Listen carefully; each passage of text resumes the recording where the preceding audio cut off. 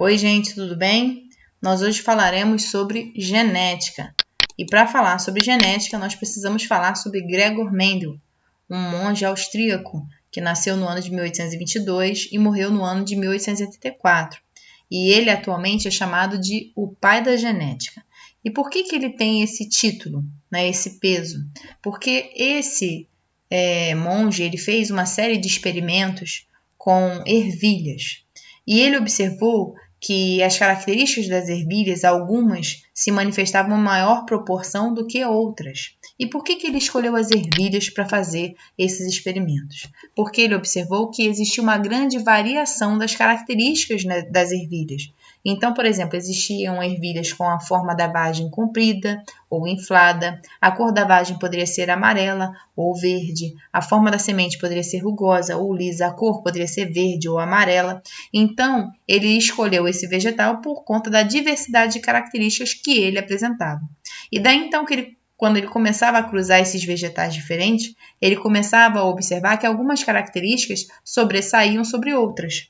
E essas características que sobressaíam, ele começou a chamar de características dominantes. E as que não sobressaíam, ele começou a chamar de características recessivas. Então, vamos ver aqui um exemplo. Bom, aqui nós temos uma informação de que a característica amarela para a ervilha é uma característica dominante, tá vendo? Por que eu sei que é uma característica dominante? Porque eu grafo, ou seja, porque eu escrevo com letras maiúsculas, eu represento com letras maiúsculas. Então, toda vez em genética que eu representar uma característica com letras maiúsculas, eu já sei que essa característica é uma característica dominante. Em consequência, se eu representar a característica com letra minúscula, tá vendo? Eu já sei que ela refere-se a uma característica recessiva. Quando nós representamos as características pelas letras, essas letras nós chamamos de genótipo, porque elas representam os genes, são como se fossem o nome dos genes. Ou seja, esses alelos, cada letra é um alelo, e esses alelos representam o genótipo. E a característica determinada pelo genótipo, ela representa ou reflete no seu fenótipo, ou seja, toda vez que a ervilha tiver a carga genética, ou seja, toda vez que os seus alelos forem vezão-vezão ou vezão-vezinho, a ervilha obrigatoriamente será amarela, ou seja, obrigatoriamente será o fenótipo amarelo. Toda vez que a ervilha tiver o genótipo, ou seja, os seus alelos vezinho-vezinho, ela terá o fenótipo de ervilha verde, ou seja, ela será verde. Então, resumindo, características dominantes são representadas por alelos, ou seja, por letras maiúsculas. Características recessivas são representadas por alelos, ou seja, por letras minúsculas, ok? E o genótipo é a representação genética dessa característica. O fenótipo é a manifestação dessa característica, é a manifestação do genótipo. É como se fosse assim, quando você se olha no espelho, o espelho reflete a sua imagem. Então, é como se você fosse o genótipo e a imagem projetada no espelho fosse o fenótipo, ok? Só fazendo uma observação que o fenótipo pode sofrer a influência do meio, mas não nesse caso aqui em particular, tá bom? Mas em casos como a cor da pele, né? Dentre outras coisas que nós já conversamos em aula também. Então, aqui eu fiz o diagrama de Punnett para vocês, e nesse diagrama de Punnett eu organizei uma ervilha homozigota dominante amarela, cruzando com uma ervilha heterozigota também amarela, porque nós vimos que quando a característica é dominante, ela vai se expressar estando em homozigose dominante ou ainda em heterozigose. Para que a característica recessiva se manifeste, ela precisa estar em homozigose recessiva. Então, aqui eu tenho uma ervilha amarela heterozigótica e aqui eu tenho uma ervilha amarela homozigótica. E quando elas se cruzam, né, quando eu possibilito esse cruzamento, eu vou ter aqui, ó, ervilha amarela homozigótica dominante, porque esse V vem para cá e esse V vem para cá. Esse V vem para cá e esse V vem para cá, certo? Aqui, esse V vem para cá e esse V vem para cá. Esse V vem para cá e esse V vem para cá. Né? Então, vai ficar Vzão, Vzão, Vzão, Vzão, Vzão, Vzinho e Vzão, Vzinho. Então, eu tenho 100% de ervilhas o quê?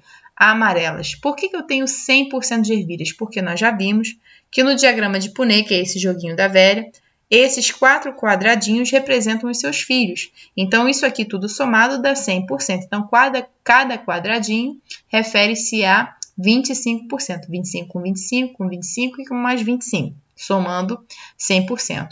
Nesses quadrados daqui de cima, do diagrama de Punnett, eu coloco a característica dos pais. Então, aqui eu peguei uma semente amarela, uma ervilha amarela homozigótica dominante, e aqui eu peguei uma ervilha amarela heterozigótica. Fiz o cruzamento entre elas duas e seus descendentes foram esses aqui. Então, eu tenho aqui, resultado desse cruzamento, o fenótipo 100% de ervilha amarela. Ou seja, a característica determinada pelo genótipo foi amarelo, amarelo, amarelo e amarelo. Não é isso? E no genótipo, 50% das ervilhas vezão, vezinho e 50% de ervilhas vezão, vezão. Ah, professora, eu não poderia botar aqui genótipo 100% ervilhas amarelas? Não, porque o fato de ser amarelo é fenótipo, que é a manifestação do genótipo. E qual é o genótipo? Os genótipos são esses aqui, ó, representados pelos alelos, que são as letras vezão, vezinho e vezão, vezão. Tá ok?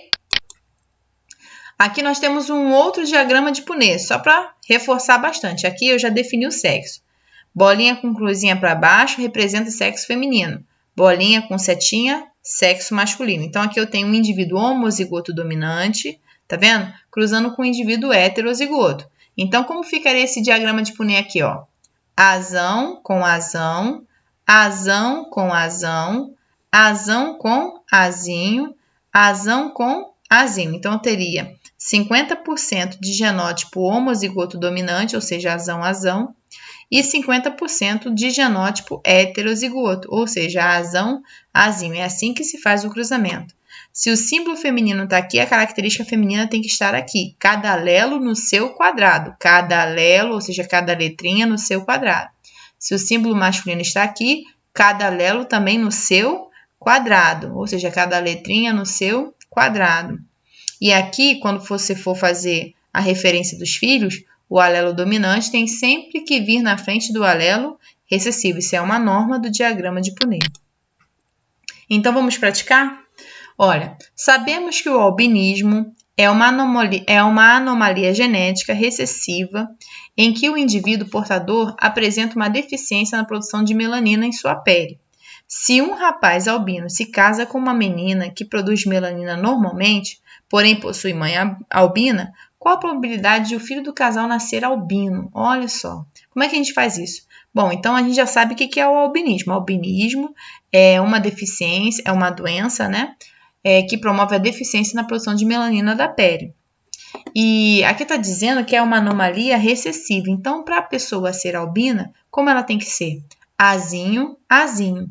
Porque nós vimos anteriormente que a característica recessiva só se manifesta quando em homozigose, não é isso? Ou seja, quando os dois alelos são recessivos. Lembrando que dos dois alelos que o indivíduo possa portar, um sempre é do pai e o outro sempre é da mãe. Então, ó, sabemos que o albinismo é uma anomalia genética recessiva, em que o indivíduo portador apresenta uma deficiência na produção de melanina em sua pele. Se um rapaz albino, então como é que era o rapaz? Ó, bolinha, setinha para cima. Se um rapaz albino, ó, azinho, azinho, cada ela no seu quadrado, não é isso? Por que o homem é azinho, azinho? Porque a gente viu que o albinismo é uma característica recessiva. Então, ó, se um rapaz albino se casa com uma menina que produz melanina normalmente, então se a menina não é albina, e não ser albina é uma característica dominante, então a menina pode ser azão, azão ou azão, azinho, eu não sei. Mas aqui está dizendo que a menina é normal, mas ela é filha de mãe albina. Então, como é que é a mãe dela? Azinho, azinho. Partindo do pressuposto que a menina, que é a filha dessa mãe aqui, tem que ter um alelo da mãe e um alelo do pai, e você não sabe se essa menina, que é essa daqui que você vai usar no cruzamento, se ela é azão, azão ou azão, azinho, como é que você vai fazer para entender? O que você vai usar aqui? Azão, azão ou azão, azinho? Partindo do pressuposto que a mãe dela é albina, ela tem que ser obrigatoriamente azão, azinho. Por quê? A mãe só tem azinho para dar para ela. A mãe é albina, mas ela é sadia. Então, ela tem que ter pelo menos um alelo azão. Então, ela vai ser como azão, azinho. Então, esse azão ela herdou do pai dela e esse azinho ela herdou da mãe dela, que era o quê? Albina, porque a mãe dela só tinha azinho para dar. Bom, então vamos lá. Aí aqui embaixo são os filhos. Então, esse azão vem para cá e esse azinho vem para cá. Esse azinho vem para cá e esse azinho vem para cá. Esse azão vem para cá e esse azinho para cá. Esse azinho para cá e esse azinho para cá também. Então, você vai ter o que aqui? 50% de chances dos filhos nascerem sadios para albinismo e 50% de chances dos filhos nascerem o quê? Albinos. Então, vamos lá. Proporção genotípica, 50% ou 1/2, que é resultado em fração. Ah, professora, mas como assim 1/2? Bom, por exemplo, aqui, a proporção de ser sadia é 2/4, não é? Então, tem 2 possibilidades de ser sadia em relação a 4 possibilidades, não é? Então, 2/4, simplificando, fica quanto? 1/2. Então, ó, proporção genotípica, 50% ou 1/2 de ser azão, azinho e 50% ou 1/2 de ser azinho, azinho. Fenotípica, 50% ou 1/2 de ser sadio e 50% ou 1/2 de ser albino. Então, aqui é sadio e aqui é albino. Bom, e aqui nós temos algumas regras relacionadas à probabilidade, não é isso? Quando nós temos uma proporção em genética, nós sabemos que a parte de cima são os eventos esperados da proporção e a parte de baixo são os possíveis eventos. Como nós vimos aqui, ó, em 1/2, não é isso? 1/2, essas proporções foram simplificadas, porque eram 2/4, não é? Então, por exemplo, de 4 chances que existem, somente 2 serão para nascer sadios. De 4 chances que existem, somente 2 são para nascer albinos. Né? Então, aqui, isso representa justamente isso, que a parte de cima da proporção são os eventos que você espera, e a parte de baixo são os eventos possíveis. E aqui nós temos a tal da regra do E ou do OU, não é isso? Qual a diferença entre um e outro? Vamos lá. Regra do E. A probabilidade de 2 ou mais eventos de independente ocorrerem simultaneamente é igual ao produto das probabilidades de ocorrerem separadamente.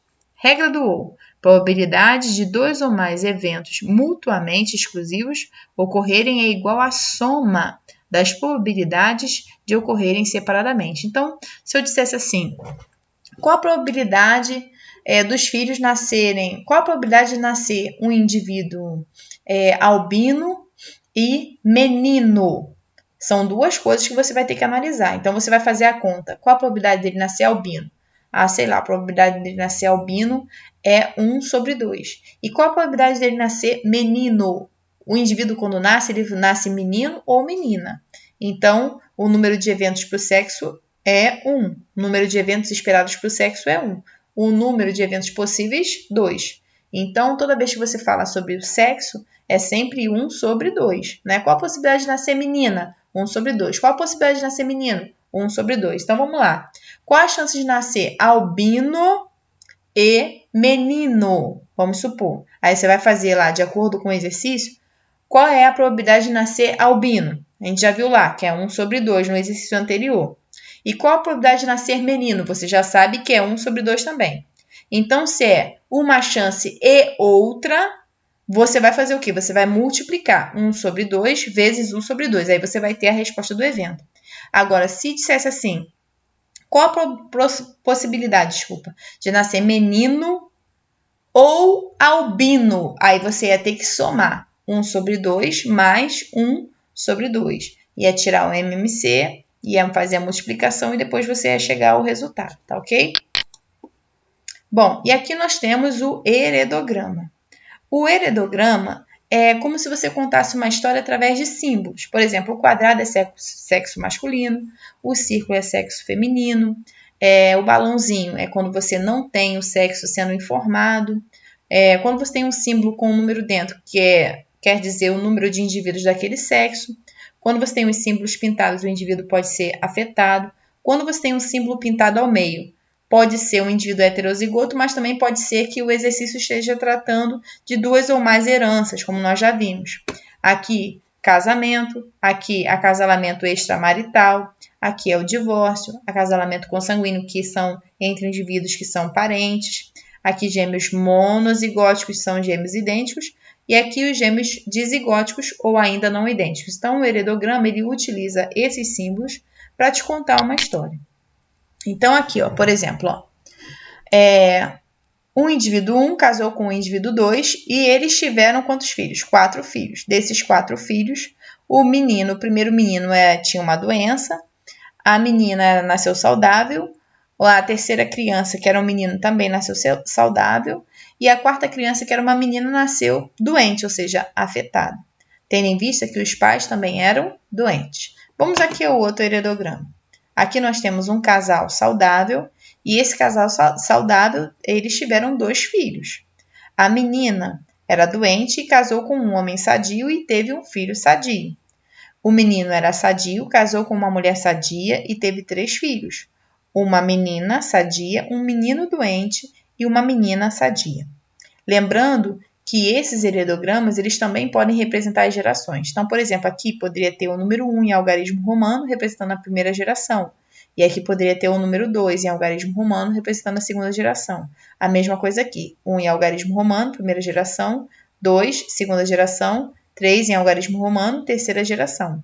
Ou ainda nós poderíamos representar as gerações por letras. Por exemplo, P de geração parental representaria a primeira geração. F1 representaria a segunda geração. Aqui no caso ficaria então P representando a primeira geração, F1 representando a segunda geração e F2 representando a terceira geração. Bom, tendo em vista disso, seria interessante também entender se essas características aqui desses indivíduos, se essas características são dominantes ou recessivas. Como é que a gente faz para saber se uma característica é dominante ou se ela é recessiva? Muito simples. Nós precisamos fazer um teste.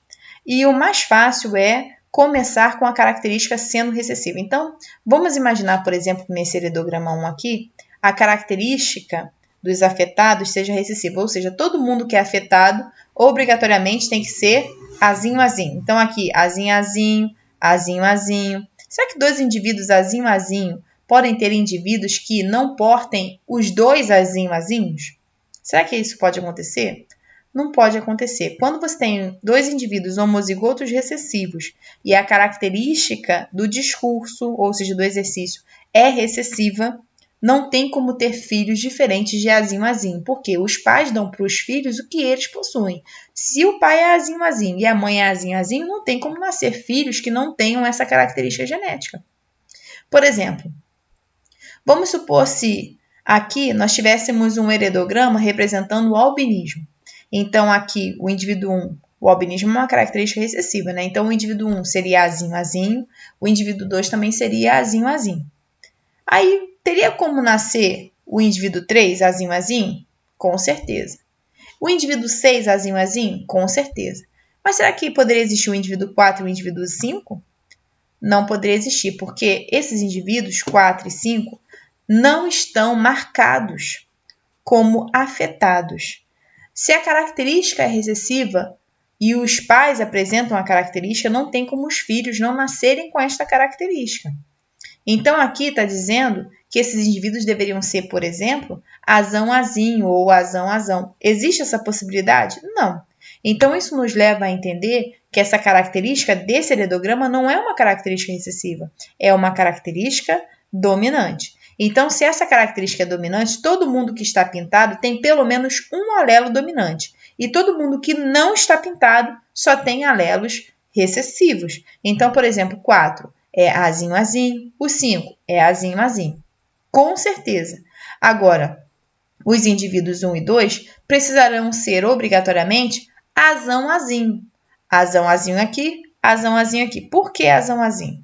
Porque se o pai for azão, azinho e a mãe for azão, azinho, eles podem doar o azinho que existe em cada um deles para os seus filhos e assim terem filhos saudáveis azinho, azinho. Porque a característica nesse caso é uma característica o quê?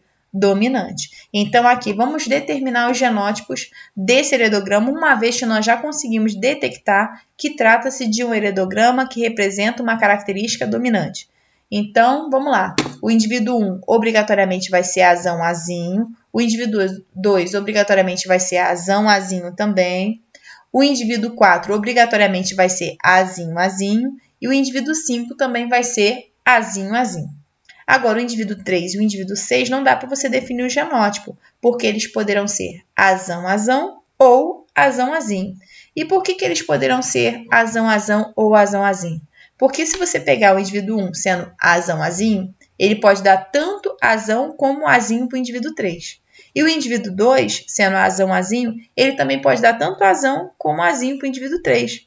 Então, o indivíduo 3 pode ser azão, azão ou azão, azinho. E o mesmo motivo, o indivíduo 6.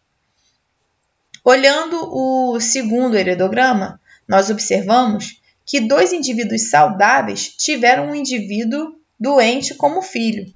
Aí, poxa, caramba, como é que funciona isso aqui? Vamos fazer o teste de novo.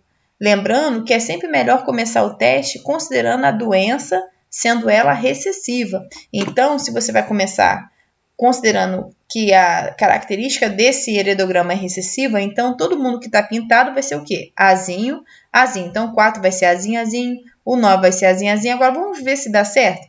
Será que o indivíduo azinho, azinho pode ter pais sem a característica do discurso? Ou seja, será que o indivíduo que é azinho, azinho pode ter pais sem ter pelo menos os 2 azinhos juntos? Pode. Por exemplo, quando a doença é autossômica recessiva, o indivíduo doente é azinho, azinho. E o indivíduo sadio é azão, azão ou azão, azinho. Então, nesse caso aqui, eu entendo que o indivíduo 4 é filho de pais heterozigóticos. Então, o pai vai ser azão, azinho.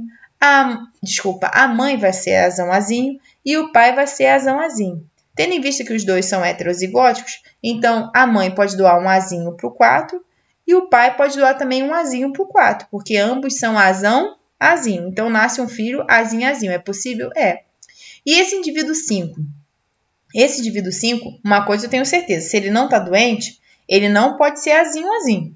Então, ele tem que ser aqui azão, azão ou azão, azinho. Por que eu digo isso? Porque a mãe tem azão, azinho. O pai tem azão, azinho. Então, eles podem doar.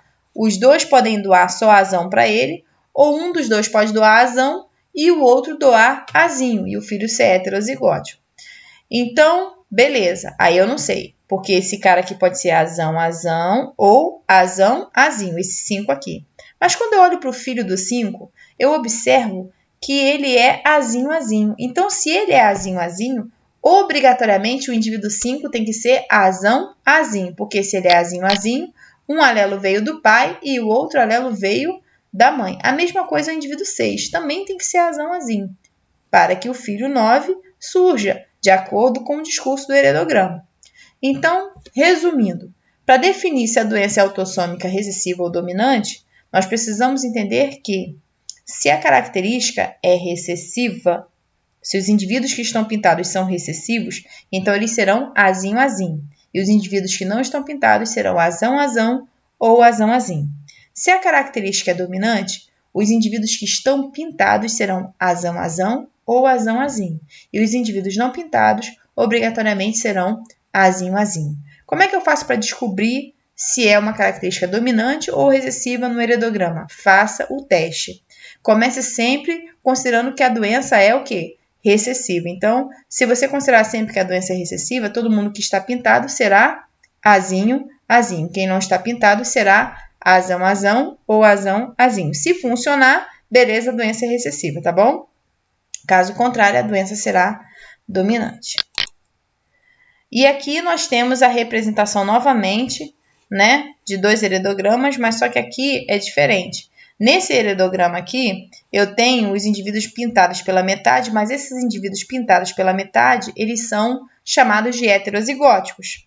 E esses indivíduos aqui, ó, que estão pintados pela metade, não são pintados pela metade porque são heterozigóticos, mas sim porque representam a herança de 2 características. Então, olha só, o indivíduo que é todo branquinho, tá vendo? Eles não portam nem miopia e também não são canhotos, tá vendo? Mas os indivíduos que são pintados do lado direito são míopes. Os indivíduos que são pintados do lado esquerdo são canhotos. Então, se o indivíduo está com os 2 lados pintados, ele vai ser míope e será canhoto. Bom, Então, nós terminamos por aqui. Fica aí o meu desejo de boa sorte para vocês em relação a essa pandemia que está acontecendo aí, que vocês estejam guardados e que vocês estejam se precavendo, tomando as medidas adequadas, né? Fica a minha proposta para vocês sobre o jeito certo de lavar as mãos e a minha torcida para que em breve estejamos juntos, estudando e trabalhando para que vocês consigam aí uma boa colocação no vestibular. Um abraço para todo mundo, fiquem com Deus.